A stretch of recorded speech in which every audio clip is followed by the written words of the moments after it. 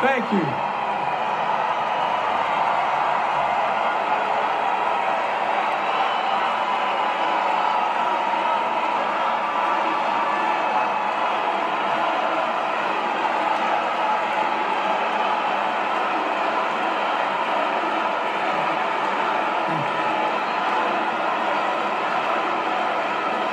Thank you, thank you, thank you.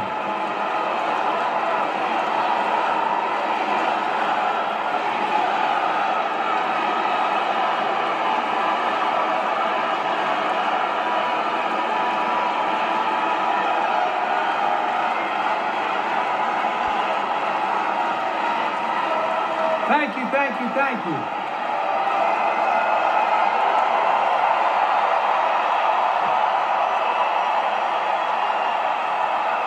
Thank you.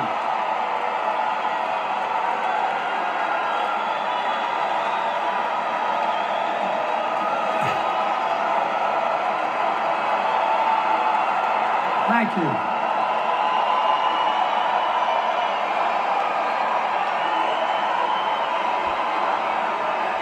Thank you. I love you. Thank you.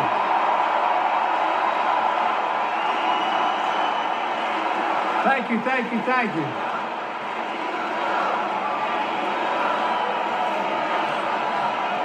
That was my daughter.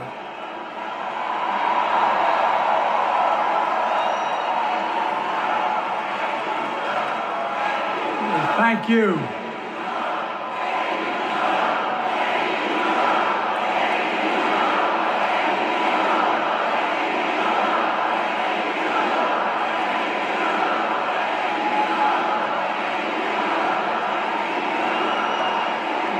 Thank you, thank you, thank you.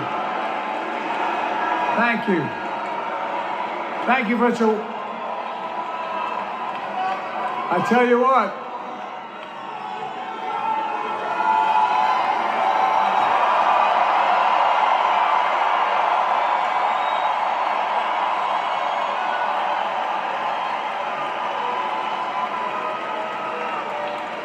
To my dearest daughter Ashley, God love you, you're incredible. Thank you for the introduction and for being my courageous heart, along with Hunter and our entire family, and especially our rock, Jill.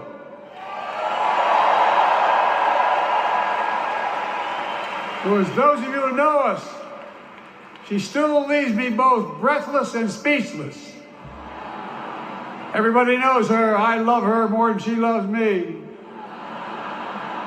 She walks down the stairs and I still get that going boom, boom, boom. You all will know me. No, I'm kidding.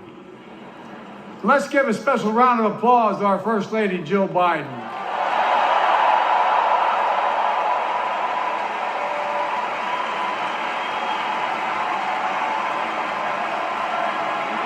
My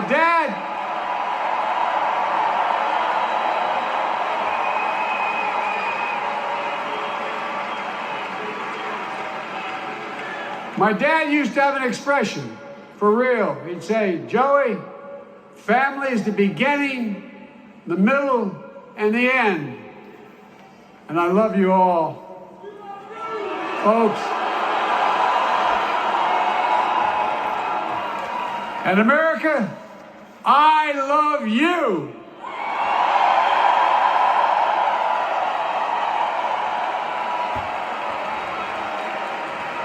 Folks, let me ask you.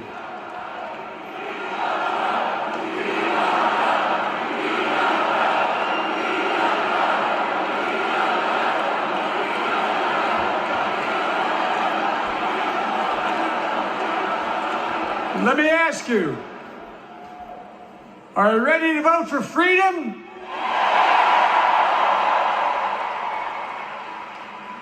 Are you ready to vote for democracy and for America?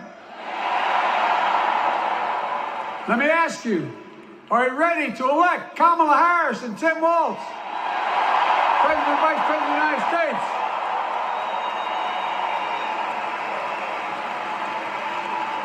My fellow Democrats, my fellow Americans, nearly 4 years ago, in winter, on the steps of the Capitol on a cold January day, I raised my right hand and I swore an oath to you and to God to preserve, protect, and defend the Constitution and to faithfully execute the office of the President of the United States. In front of me was the city surrounded by the National Guard. Behind me, a Capitol just 2 weeks before had been overrun by a violent mob. But I knew then, from the bottom of my heart, that I knew now, there is no place in America for political violence. None. You cannot say you love your country only when you win.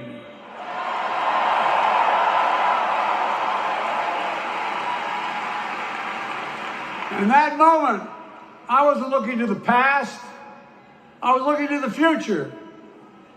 I spoke of the work at hand, the moment we had to meet. It was, as I told you then, a winter of peril and possibility. Of peril and possibility. We're in the grip of a once-in-a-century pandemic, historic joblessness, a call for racial justice long overdue, clear and present threats to our very democracy. Thank you.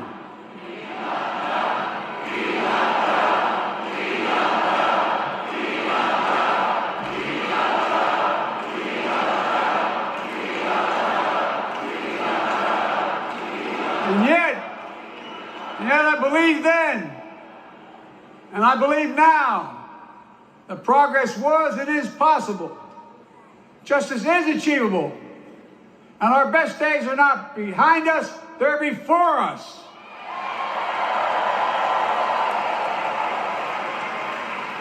Now it's summer. The winter has passed. And with a grateful heart, I stand before you now on this August night to report that democracy has prevailed. Democracy has delivered. And now democracy must be preserved.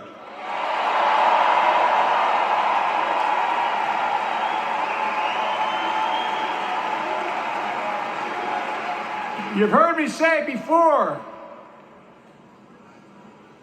we're facing an inflection point. One of those rare moments in history when the decisions we make now will determine the fate of our nation and the world for decades to come. That's not hyperbole, I mean it literally. We're in a battle for the very soul of America. I ran for president in 2020 because of what I saw in Charlottesville in August of 2017. Extremists coming out of the woods, carrying torches, their veins bulging from their necks, carrying Nazi swastikas, and chanting the same exact anti-Semitic bile that was heard in Germany in the early 30s. Neo-Nazis, white supremacists, and the Ku Klux Klan, so emboldened by a president then in the White House that they saw as an ally. They didn't even bother to wear their hoods. Hate was on the march in America.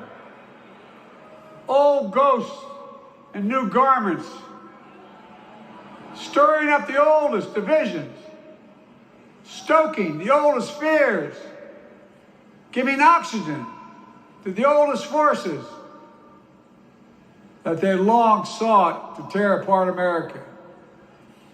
In the process, a young woman was killed. When I contacted her mother, I asked about what happened. She told me. When the president was asked what he thought had happened, Donald Trump said, and I quote, "There are very fine people on both sides, my God. That's what he said. That is what he said and what he meant. That's what I realized. Had listened to the admonition of my dead son. I could not stay on the sidelines. So I ran.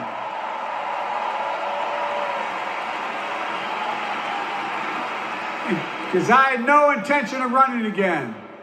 I just lost part of my soul. But I ran with a deep conviction.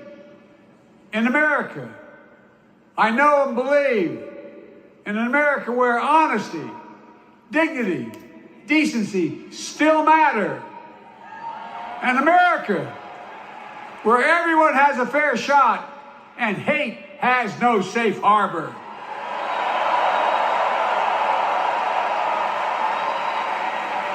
An America where the fundamental creed of this nation, that all of us are created equal, is still very much alive. And a broad coalition of Americans joined with me. 81 million voters voted for us. More than any time in all of history. Because of all of you in this room and others, we came together in 2020 to save democracy.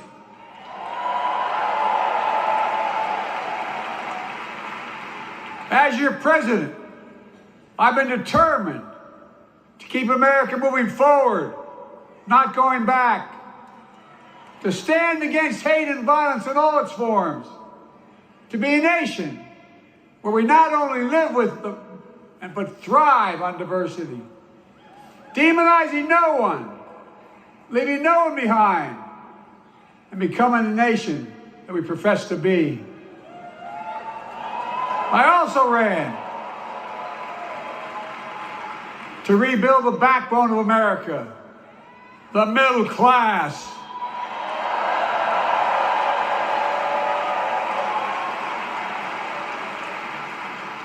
I made a commitment to you that I be a president for all Americans, whether you voted for me or not. We have done that. Studies show the major bills we have passed actually delivered more to red states than blue. Because the job of the president is to deliver to all of America.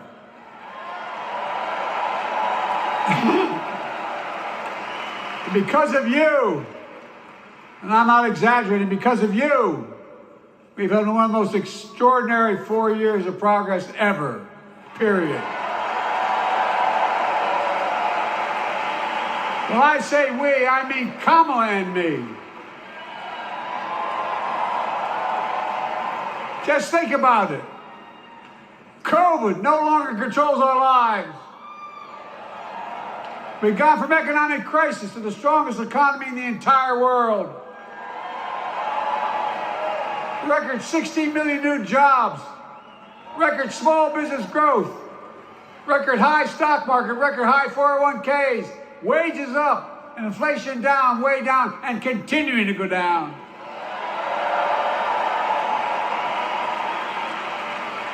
The smallest racial wealth gap in 20 years. And yes,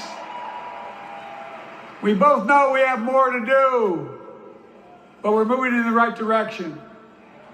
More Americans have peace of mind that comes from having health insurance. More Americans have health insurance today than ever before in American history.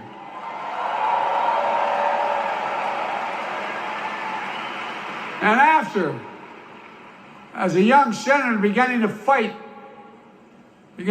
for 50 years to give Medicare the power to negotiate low prescription drug prices, we finally beat Big Pharma.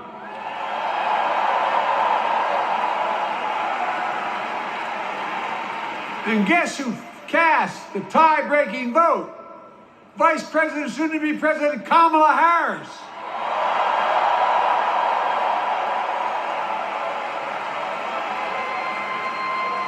And now it's the law of the land. Instead of paying $400 a month for insulin, seniors with diabetes will pay $35 a month. The law we passed already includes, starting in January, every senior's total prescription cost can be capped at $2,000 no matter how expensive the drugs they have. And what we don't focus on, and our Republican friends don't seem to understand, our reforms don't just save seniors money, they save the American taxpayers money. You know what we just passed saves? It saved $160 billion over the next decade. That's not hyperbole.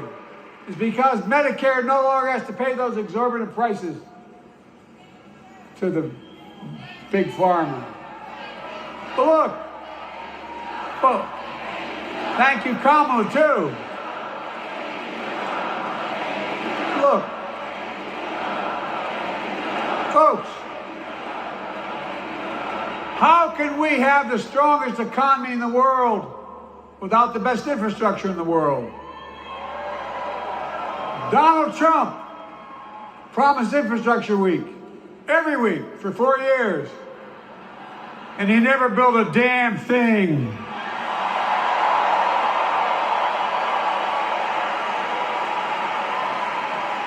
But now, because of what Kamala and I have done, remember we were told we couldn't get it done. Remember when we came into office, we couldn't get anything passed? But right now, we're giving America an infrastructure decade, not week. We're modernizing our roads, our bridges, our ports, our airports, our trains, our buses. We're removing every lead pipe from schools and homes so every child can drink clean water. We're providing affordable high-speed internet for every American, no matter where they live, not unlike what Roosevelt did with electricity. And so much more. We are uniting the country. We're growing our economy. We're improving our quality of life. And we're building a better America.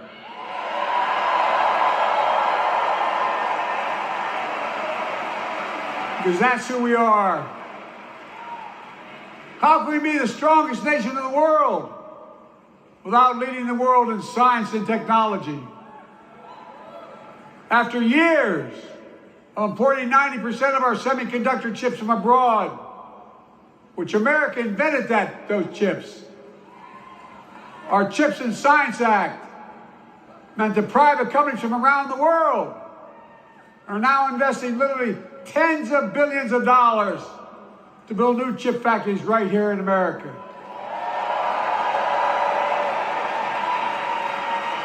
And over that period, they'll create tens of thousands of jobs.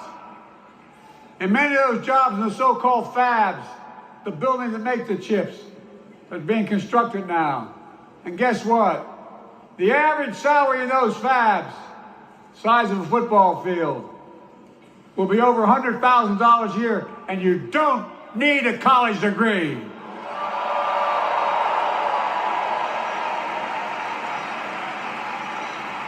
Because of you and so many electeds out there, American manufacturing is back. Where the hell to say we wouldn't lead the world in manufacturing? 800,000 new manufacturing jobs.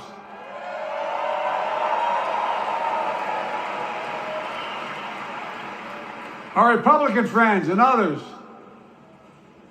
made sure they'd go abroad to get the cheapest labor. We used to import products and export jobs. Now we export American products and create American jobs. Right here in America, where jobs belong. With every new job, with every new factory, pride and hope is being brought back to communities throughout the country that were left behind. You know you're from it, many of you. You know what it's like when that factory closed, where your mother, your father, your grandmother, grandfather worked. And now you're back, providing once again, proving that Wall Street didn't build America, the middle class built America, and unions built the middle class.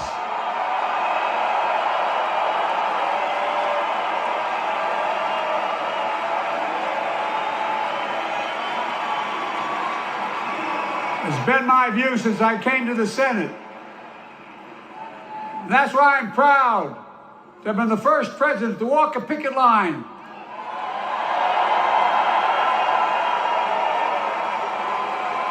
and be labeled the most pro-union president in history, and I accept it. It's a fact.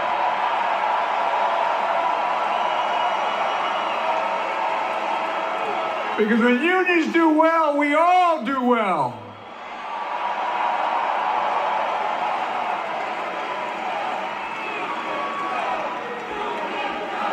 You got it, man.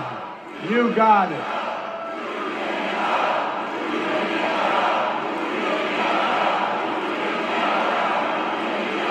I agree. I'm proud. Look, remember we told we couldn't get anything done because we couldn't get anything done in the Congress? Well, with your support, we passed the most significant climate law in the history of mankind.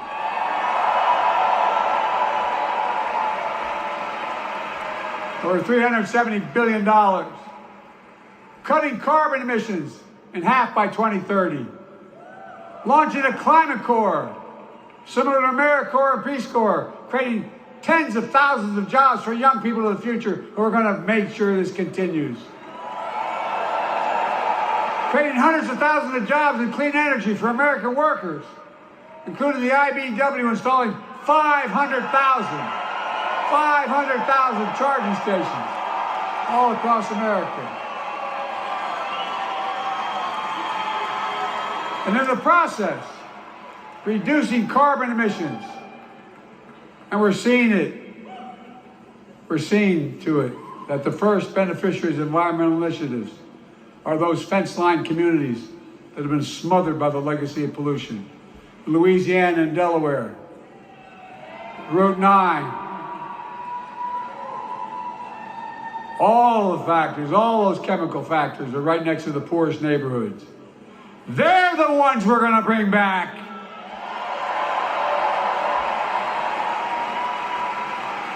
And how? How can we be the greatest nation in the world without the best education system in the world? Donald Trump and the Republican friends, they not only can't think, they can't read very well. Seriously, think about it. Look at their Project 2025. They want to do away with the Department of Education. Well, during the pandemic, Kamala and I helped states and cities get back their schools back open. And we gave public school teachers a raise.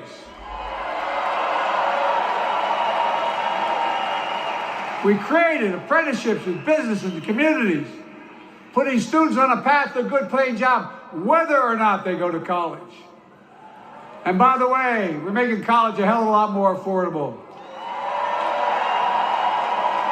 Increasing Pell Grants by $900. Over $15 billion for HBCUs. Minority service engines, including Hispanic institutions and tribal colleges. We kept our commitment to provide more student relief than ever by lifting the burden of helping millions of families so they can get married, start a family, buy a home, and begin to build family wealth and contribute to the community and grow our economy. It's not costing us, it's creating more wealth. We fundamentally transformed how our economy grows, from the middle out and the bottom up, instead of the top down. You know, my dad used to say there wasn't a whole hell of a lot to drop down on my kitchen table at the end of the month. I come from a basic middle-class family, 3-bedroom house, 4 kids, a grandpop living with us, decent neighborhood, but never a penny to spare. And look, that top-down notion never worked. A lot of Democrats didn't think it worked, but thought it worked, but it doesn't. And when we did all that, what we've done, everybody can do well. Everybody.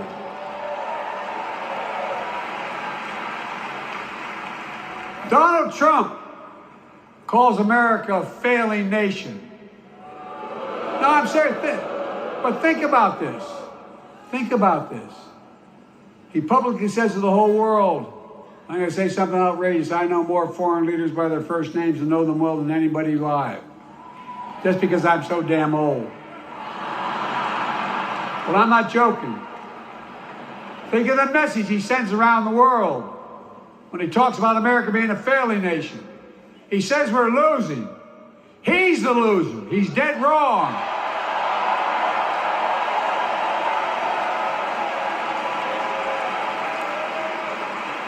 Many of you are very successful people who travel the world. Name me a country in the world that doesn't think we're the leading nation in the world. Without America, not a joke, think about it. I'm being literal. Who could lead the world other than the United States of America? Well, guess what? America's winning, and the world's better off for it. America's more prosperous, and Americans are safer today than under Donald Trump. Trump continues to lie about crime in America, like everything else. Guess what? On his watch, the murder rate went up 30%, the biggest increase in history. Meanwhile, we made the largest investment, Kamala and I, in public safety ever. Now, the murder rate is falling faster than any time in history. Violent crime has dropped to the lowest level in more than 50 years. And crime will keep coming down when we put a prosecutor in the Oval Office instead of a convicted felon.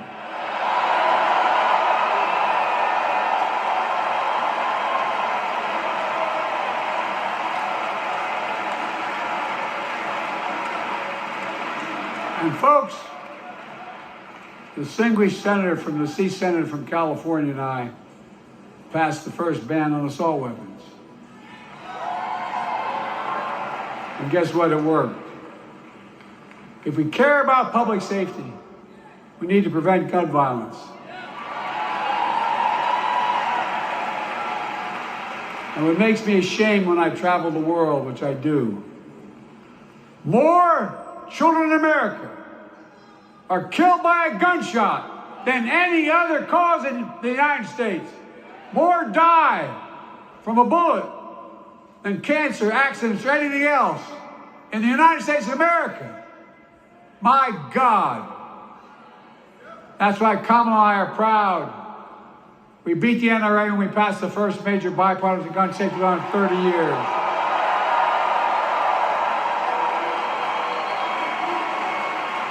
I'm serious.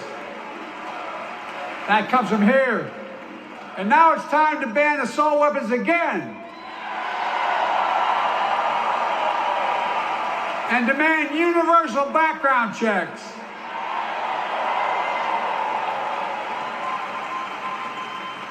It's hard. I never thought I'd stand before a crowd of Democrats and refer to a president as a liar so many times. No, I'm not trying to be funny. It's sad. Trump continues to lie about the border. Here's what he won't tell you.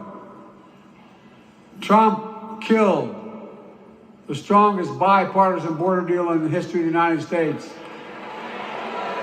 that we negotiated with the Senate Republicans. It took 4 weeks. Once it passed, and they acknowledged those expansive border change in American history, he called senators to say, don't support the bipartisan bill, because he said it would help me politically and hurt him politically. My God. No, I'm serious. Think about it. Not a joke. Ask even the press who doesn't like me. They'll tell you that's true. Typically, Trump, once again, putting himself first and America last. Then I had to take executive action.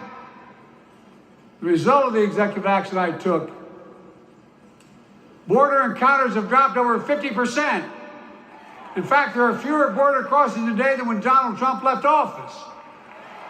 And unlike Trump, we will not demonize immigrants, saying they're the poison of blood of America, poison the blood of our country. Kamala and I are committed to strengthening legal immigration, including protecting dreamers and more.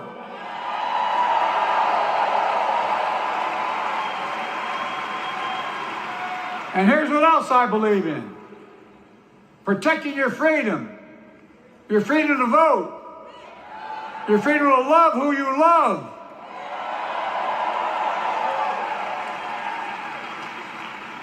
and your freedom to choose.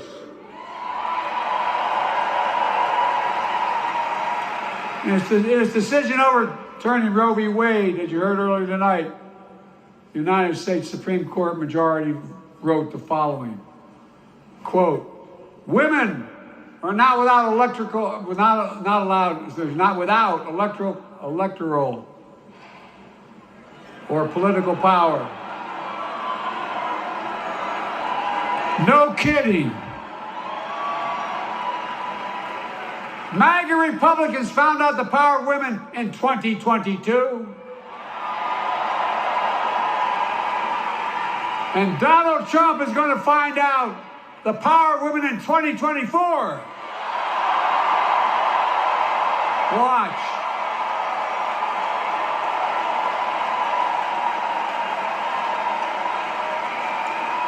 And where Trump and his MAGA Republican right-wingers seek to erase history, we Democrats continue to write history and make more history. I'm proud to have kept my commitment to appoint the first black woman to the United States Supreme Court.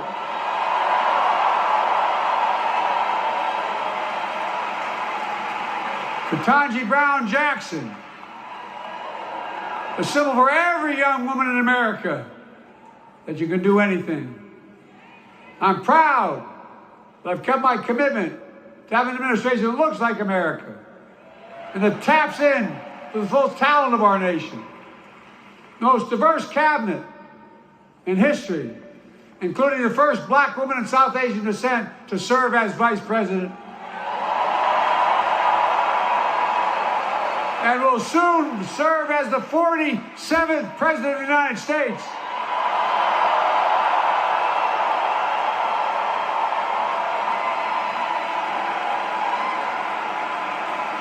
She is good. Look. Thank you, Kamala.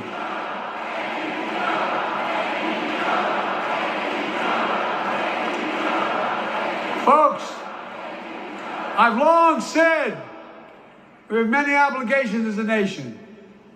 But I got in trouble years ago for saying I'd make no apologies. We have only one truly sacred obligation: to prepare and equip those we send to war and care for them and their families when they come home and when they don't. That's why I'm so proud to have written and signed the PACT Act. One of the most significant laws ever, helping veterans and their families exposed to toxic materials like burn pits in Agent Orange. I was around during the Vietnam War. It's hard. Nobody was able to prove that their illness was a consequence of Agent Orange.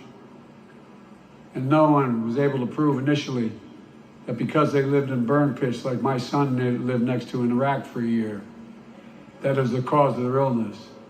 But because of the PACT Act,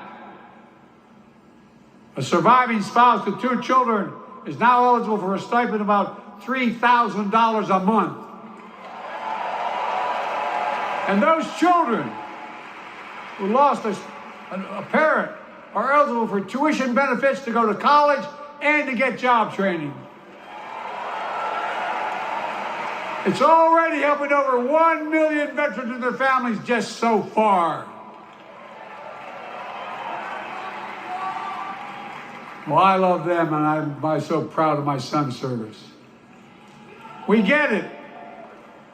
But guess who doesn't get it and doesn't respect our veterans?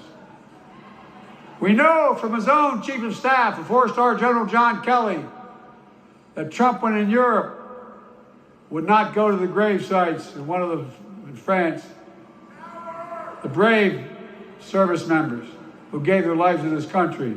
He called them suckers and losers. Who in the hell does he think he is? Who does he think he is? There's no words for a person. They are not the words of a person not worthy of being commander-in-chief. Period. Not then, not now, and not ever. I mean that. I mean that from the bottom of my heart.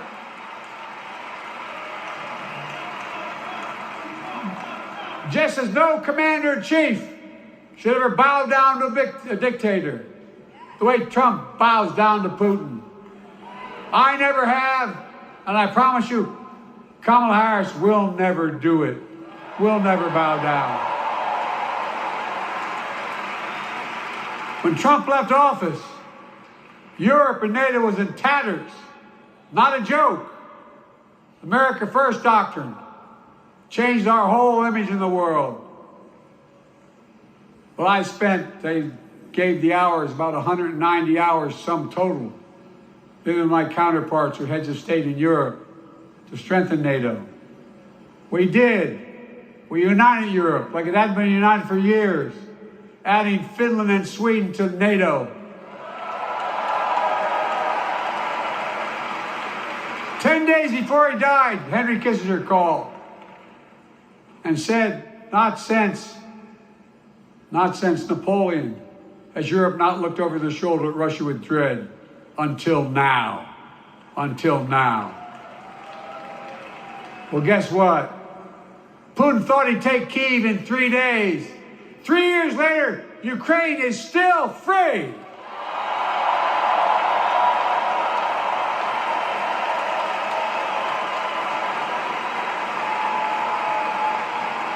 When I came to office, the conventional wisdom was that China would inevitably surpass the United States. They haven't noticed. No one's saying that now.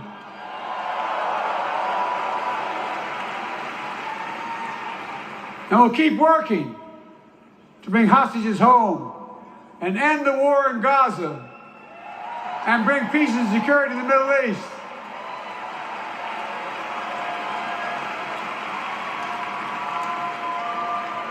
As you know, I wrote a peace treaty for Gaza. A few days ago, I put forward a proposal that brought us closer to doing that than we've done since October 7th. We're working around the clock, my Secretary of State, to prevent a wider war and reunite hostages with their families and surge humanitarian health and food assistance into Gaza now. To end the civilian suffering of the Palestinian people and finally deliver a ceasefire and end this war.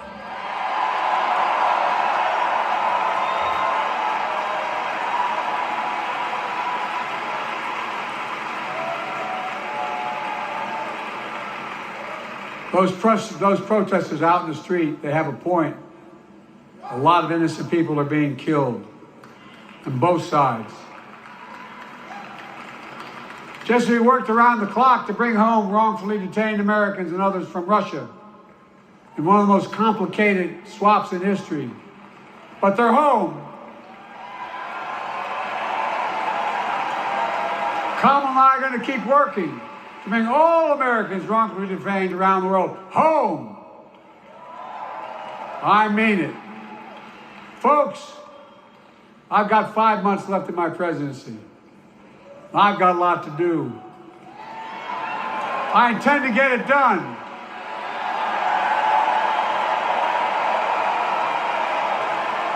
It's been the honor of my lifetime to serve as your president.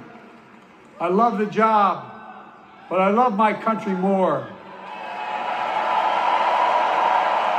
I love my country more. And all this talk about how I'm angry at all those people who said I should step down, that's not true.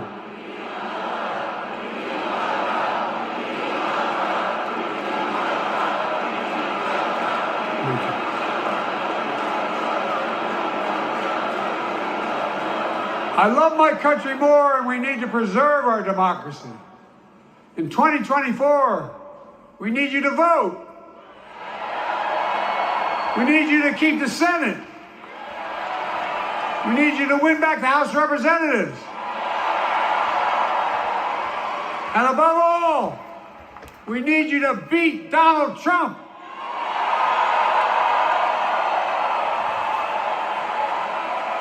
And elect Kamala and Tim President and Vice President of the United States of America. Look, they'll continue to lead America forward, creating more jobs, standing up for workers, growing the economy, lower the cost to American families so they just have a little more breathing room. We've made incredible progress. We have more work to do.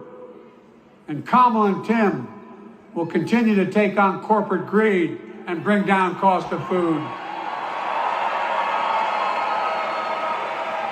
They'll keep taking on Big Pharma, making insulin $35 a month, not just for seniors, but for everyone in America. And capping prescription drug costs a total of $2,000, not just for seniors, but for everyone. And folks, that's going to save America again tens of billions of dollars. Folks, they'll make housing more affordable, building 3 million new homes, providing $25,000 down payment assistance for the first-time home buyer,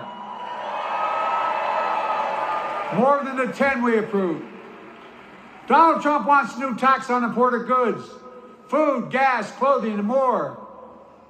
You know what that will cost the average family, according to the experts? $3,900 a year in a tax. No, that's a fact. Kamala and Tim will make the child care tax credit permanent.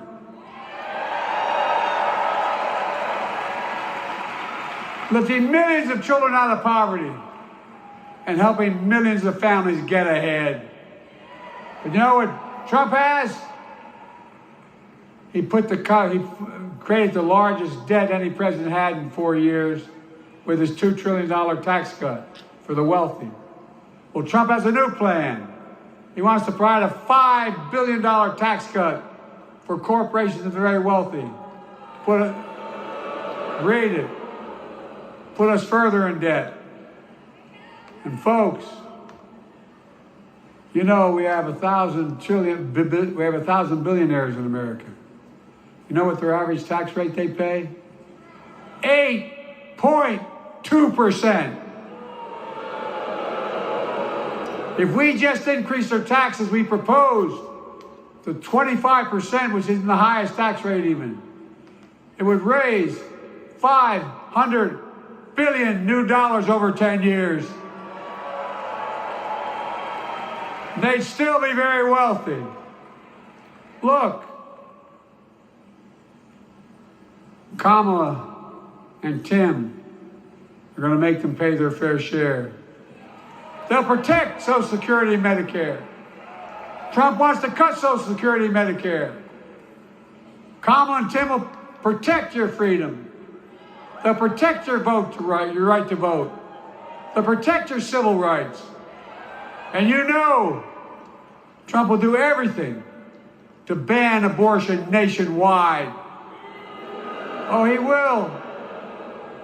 You know, Kamala and Tim will do everything they possibly can. That's why you have to elect the Senate and the House to restore Roe v. Wade.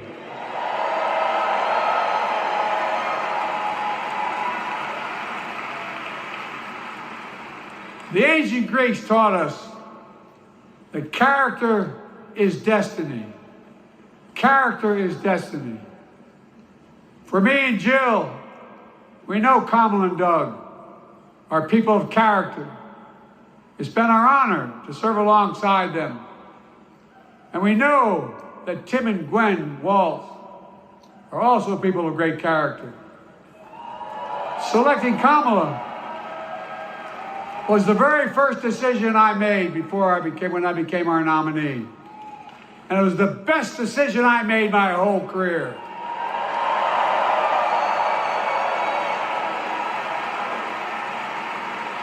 We've not only gotten to know each other, we've become close friends. She's tough, she's experienced, and she has enormous integrity. enormous integrity. Her story represents the best American story. And like many of our best presidents, she was also vice president. That's a joke.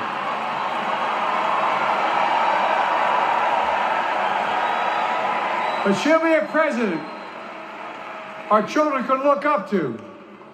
She'll be a president respected by world leaders because she already is. She'll be a president we can all be proud of. And she will be a historic president who puts her stamp on America's future.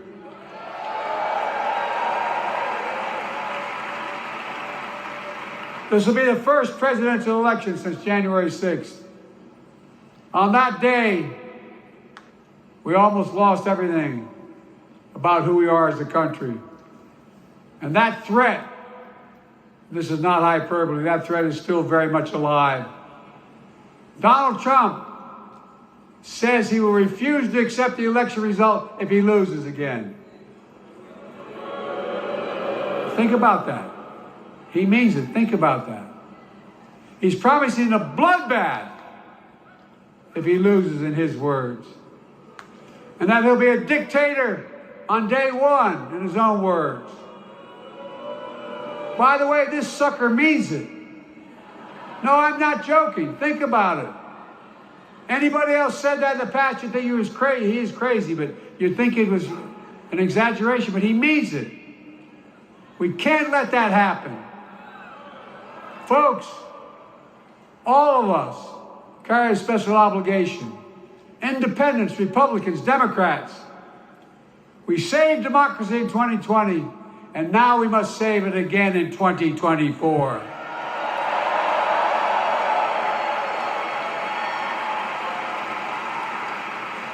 The vote of each of us cast this year will determine whether democracy and freedom will prevail. It's that simple. It's that serious. And the power is literally in your hands. History is in your hands. Not hyperbole. It's in your hands. America's future is in your hands. Let me close with this. Nowhere else in the world could a kid with a stutter and modest beginnings in Scranton, Pennsylvania, and Claymont, Delaware, grow up to sit behind the resolute desk in the Oval Office.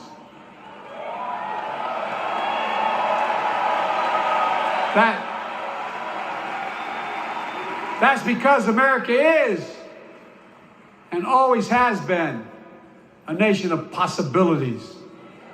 Possibilities. We must never lose that. Never. Kamala and Tim understand that this nation must continue to be a place of possibilities, not just for the few of us, but for all of us. But join me in promising your whole heart to this effort, and where my heart will be. I promise I'll be the best volunteer Harrison Waltz and Cam have ever seen.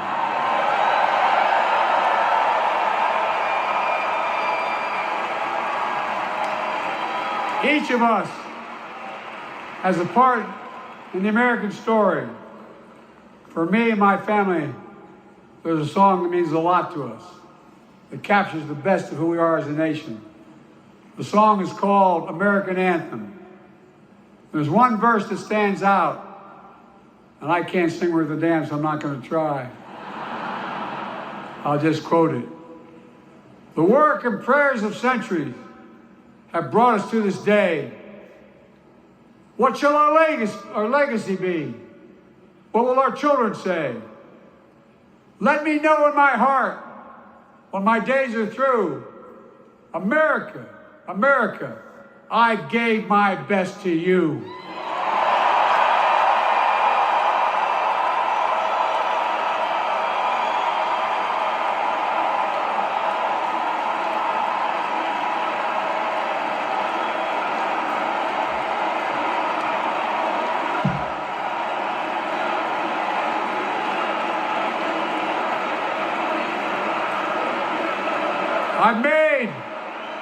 I made a lot of mistakes in my career, but I gave my best to you. For 50 years, like many of you, I've given my heart and soul to our nation. And I've been blessed a million times in return with the support of the American people. I've either been too young to be in the Senate because I wasn't 30 yet, and too old to stay as president. But I hope you know how grateful I am to all of you. I can honestly say, and I mean this from the bottom, give you my word as a Biden, I can honestly say I'm more optimistic about the future than I was when I was elected as a 29-year-old United States Senator. I mean it. Folks, we just have to remember who we are. We're the United States of America.